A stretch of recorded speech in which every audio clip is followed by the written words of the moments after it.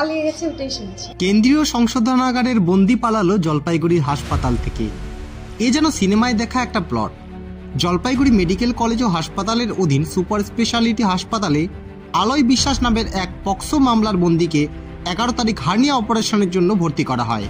এরপর 12 তারিখে সেই বন্দির অপারেশনও হয় এবং তিনি ভালোই ছিলেন বলে জানা গিয়েছে।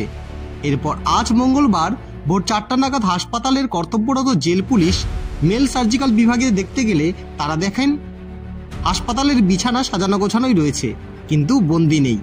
সেই পলাতক বন্দির খবর ছড়িয়ে পড়তেই হাসপাতাল চত্বরে ব্যাপক চাঞ্চল্য সৃষ্টি হয়। ইতিমধ্যে হাসপাতালের নিরাপত্তা নিয়ে প্রশ্ন তুলেছেন অনেকেরই প্রশ্ন, দুজন জেল পুলিশ, পাশাপাশি হাসপাতালের নিরাপত্তা কর্মী এবং অন্যান্য পুলিশ থাকা সত্ত্বেও কিভাবে একজন বন্দি হাসপাতাল থেকে পালিয়ে যেতে পারে।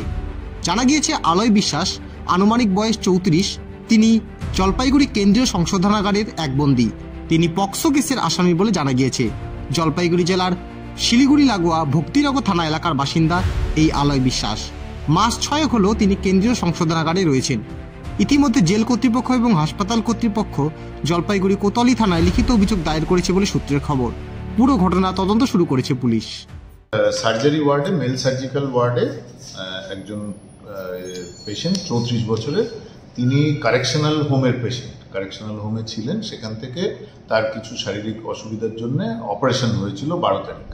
11 তারিখ ভর্তি হয়েছিলেন, 12 তারিখ অপারেশন হয়েছিল। পেশেন্ট ভালো ছিলেন। আজকে ভোরবেলা হঠাৎ করে 4:30 নাগাদ তাকে কারেকশনাল হোমের যারা সিকিউরিটি থাকেন তারা দেখেন যে তাকে পাওয়া যাচ্ছে না। সেটা পুলিশে জানান। পুলিশের কাছ থেকে আমরাও জানতে পারি এবং আমরা যেটা করণীয় সরকারি নিয়ম মেনে আমরা পুলিশকে এবং কারেকশনাল হোমকে যে ইন্টিমেশন দেওয়া যে পেশেন্টকে পাওয়া যাচ্ছে না সেটাও জানিয়েছি। প্রাথমিকভাবে এই ক্ষেত্রে কারেকশনাল হোমের পেশেন্ট যারা ওয়ার্ডে থাকে তাদের নিরাপত্তার প্রাথমিক দায়িত্ব কারেকশনাল হোমের সিকিউরিটি। এই মুহূর্তে আপনার পুলিশ এবং কারেকশনাল হোম কর্তৃপক্ষ, অ্যাডমিনিস্ট্রেশন, তারা এটা তদন্ত করছেন। আমরা সব রকম সহযোগিতা করব, যা যা সিসিটিভি ফুটেজ থেকে শুরু করে যা কিছু সহযোগিতা সেটা আমরা করব।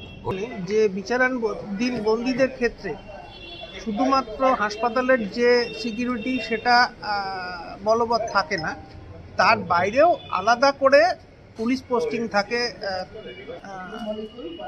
2 জন কারারক্ষীর প্রেজেন্সে প্লাস হাসপাতালের প্রতিরক্ষা, সবটা মিলিয়ে যদি এটা হয়ে থাকে তাহলে তো বুঝতে হবে যে কি অবস্থায় সব কিছু আছে।